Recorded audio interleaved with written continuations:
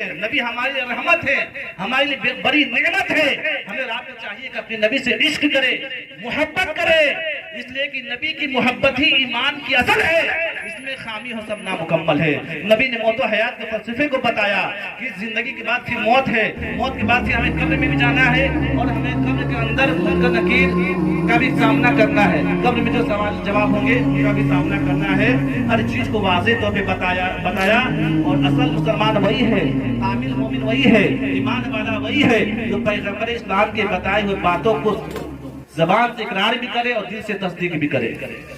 وہ صاحب ایمان ہے. تو بے شک قبر کی منزل کو طے کرنا ہم کو بھی اور آپ کو بھی ہے. ہمیں رات کو طے کرنا ہے قبر کی منزل. تو غور کیجئے، مرنے والے انسان کو بظاہر مردہ سوچتے ہیں، سمجھتے ہیں، لیکن وہ مردہ نہیں ہے. ہماری آنکھوں میں طاقت نہیں، ہماری آنکھوں میں وہ قوت نہیں کہ ان کی زندگی کو مشاہدہ کر سکیں. وہ سبحان اللہ. ہماری آنکھوں میں وہ کیپیسٹی نہیں ہے. عمر بن حزم رضی اللہ تعالیٰ عنہ یہ صحابی رسول ہیں. ایک مرتبہ ایک قبر سے ٹیک لگا کر بیٹھے ہوئے تھے. اللہ کے نبی رحمت دو عالم صلی اللہ علیہ وسلم کا گزر اس جگہ سے ہوا تو اللہ کے نبی نے منع فرمایا، اے عمر بن حزم اس قبر والے کو تکلیف نہ دے. کسی زندہ کسی مردے انسان کی ہڈی کا توڑنا ویسا ہی ہے کسی کے اس کی زندگی میں اس کی ہڈی کو توڑ دی گئی، اس طرح مردے کو تکلیف ہوتی ہے. غور کیجیے، ابو سعید خدری رضی اللہ عنہ یہ صحابی رسول ہیں. راوی بیان کرتے ہیں کہ ایک مرتبہ چند صحابی، غور کیجئے گا، ایک مرتبہ چند صحابی مسجد میں بیٹھ کر آپس میں باتیں کر رہے تھے، آپس میں گفتگو کر رہے تھے، اس انداز میں بات کر رہے تھے، ان کے سامنے کے دانت ظاہر ہو رہے تھے.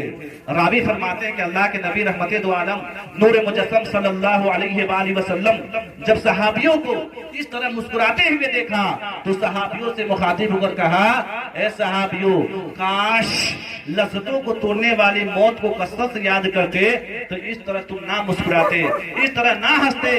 یاد رکھو، ہر انسان کی قبر روزانہ اعلان کرتی ہے، آواز دیتی ہے کہ میں تنہائی کا گھر ہوں، میں کیڑے مکوڑوں کا گھر ہوں، میں تنہائی کا گھر ہوں، اندھیرا گھر ہوں. میرے پاس آنا تو اچھے اعمال کے ساتھ آنا، میرے پاس اچھا آنا تو اچھے کردار کے ساتھ آنا. ہر روز اعلان کرتی ہے، ہر روز قبر اعلان کرتی ہے. جہاں پہ ہمیں مرنے کے بعد دفن ہونا لکھا ہے تقدیر میں، وہاں کی قبر کی مٹیاں آواز دیتی ہے کہ ہمارے پاس آنا تو اچھے اعمال کے ساتھ آنا. اللہ کے نبی نے ارشاد فرمایا کہ مرنے والا انسان جب مر جاتا ہے، اگر وہ جب لوگ اس سے قبر میں دفن کر دیتے ہیں، دفن کرنے کے بعد جیسے ہی لوگ قبرستان سے نکل جاتے ہیں تو اس مردے سے سب سے پہلے قبر مخاطب ہوتی ہے. قبر مخاطب ہوتی ہے اور مردے سے کہتی ہے کہ اے مردے، اے میرے پاس آنے والے، جتنے لوگ میرے پشت پہ چلا کرتے تھے ان تمام لوگوں میں تو مجھے برا معلوم ہوتا تھا، اس لیے کہ انسان بدکار تھا، گناہگار بندہ گیا ہے. تو قبر مخاطب ہو کر اسے کہتی ہے کہ جتنے لوگ میرے پشت پہ چلا کرتے تھے ان میں بہت برا معلوم ہوتے تھے. تو بے نمازی تھا، تو شریعت کا پابند نہ تھا، تو شریعت سے الگ ہٹ کر زندگی گزارتا تھا، تو غافل انسان تھا. آج میرے پاس تو آیا ہے بد اعمالیاں لے کر، بد اعمال کے ساتھ آیا ہے. تمہارے اچھے اعمال نہیں ہیں، تمہارے اخلاق اچھے نہیں تھے، تمہارا رہن سہن دنیاوی زندگی بہتر نہیں تھی. آج میرے پاس آئے ہو تو آج تجھے میں اپنا طرز عمل دکھاتی ہوں، طرز عمل دکھاتی ہوں. پھر اللہ کے نبی نے ارشاد فرمایا کہ پھر اسے قبر دبانا شروع کر دیتی ہے. اللہ کے نبی رحمت دو عالم صلی اللہ علیہ وآلہ وسلم جب اس حدیث پاک کو بیان کر رہے تھے، راوی فرماتے ہیں کہ صحابہ سے مخاطب ہو کر بڑی اچھے انداز میں اپنے دونوں ہاتھوں کو اٹھا کر اس حدیث کو بیان کیا، فرمایا کہ دیکھو اے میرے صحابیوں، جب ایک بد کردار اور جس کے بد اعمال ہوتے ہیں، جو نیک انسان نہیں ہوتا ہے، بد اعمال والا انسان ہوتا ہے، تو کب اسے اس طرح دبانا شروع کرتی ہے کہ دائیں جانب کی پسلی بائیں کی طرف پیوست ہو جاتی ہے. دائیں جانب کی پسلی بائیں جانب پیوست ہو جاتی ہے. اللہ کے نبی نے اشارہ کر کے سمجھایا تھا.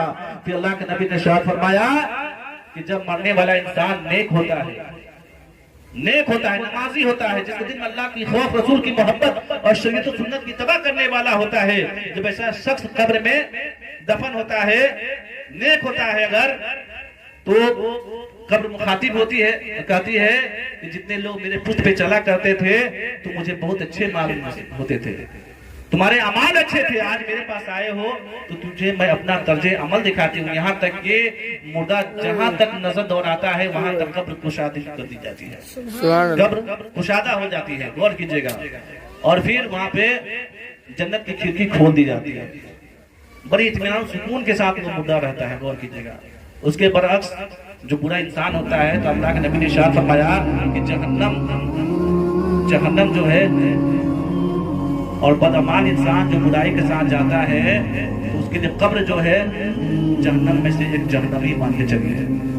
سننے کے بعد بھی اگر ہم نے یہ عبادت کرتے دیکھا کہ وہ ذکر الہی میں مشغول ہے، دوسرے آسمان کے فرشتوں کو روح میں پایا، تیسرے آسمان کے فرشتوں کو سجدے میں پایا، چوتھے آسمان کے فرشتوں کو التحیات پڑھتے دیکھا، اور پانچویں آسمان کے فرشتوں کو تسبیح پڑھتے ملاحظہ فرمائی، اور چھٹے آسمان کے فرشتوں کو تکبیر پڑھتے دیکھا، اور ساتویں آسمان کے فرشتوں کو سلام پڑھتے دیکھا۔ فرشتوں نے ساری عبادتوں کے مناظر دیکھ حضور رحمت دو عالم صلی اللہ تعالی وسلم کے قلب مبارک میں یہ خواہش پیدا ہوئی کہ کاش رب العزت میری امت سے کسی ایسی عبادت کا حکم فرماتا جن میں ان فرشتوں کی سارے عبادتیں جمع ہو۔ چنانچہ پروردگار عالم نے اپنے حبیب کی یہ تمنا پوری فرمائی جس میں نماز، روزہ، جس میں رکوع، سجدہ، التحیات، تسبیح، تکبیر سبھی کچھ ہے، اور فرمایا اے محبوب آپ کی امت میں جو شخص پانچوں وقت میں نماز پڑھے گا وہ ساتویں آسمان کے فرشتوں کا ثواب پائے گا۔ افضل عبادتوں میں یقیناً نماز ہے، افضل عبادتوں میں یقیناً نماز ہے۔ قرآن بتا رہا ہے فضیلت نماز کی، قرآن بتا رہا ہے فضیلت نماز کی۔ اور جوہر جمال یار کی رانا یا نہ پوچھ، جوہر جمال یار کی رانا یا نہ پوچھ، قسمت جس کو مل گئی الفت نماز کی، قسمت جس کو مل گئی الفت نماز کی۔ سجاد میں اپنی تقریر کو اس دعا کے ساتھ ختم کرتا ہوں کہ اللہ تعالیٰ آپ سے پڑھنے میں جو بھی خامیاں ہوئی ہو، غلطیاں ہوئی ہو، اپنے پیارے محبوب اپنے پیارے حبیب کے صدقے میں معاف فرمائے، اور ہم تمام کو سننے سے زیادہ عمل کرنے کی توفیق اور رفیق عطا فرمائے۔ السلام علیکم ورحمۃ اللہ۔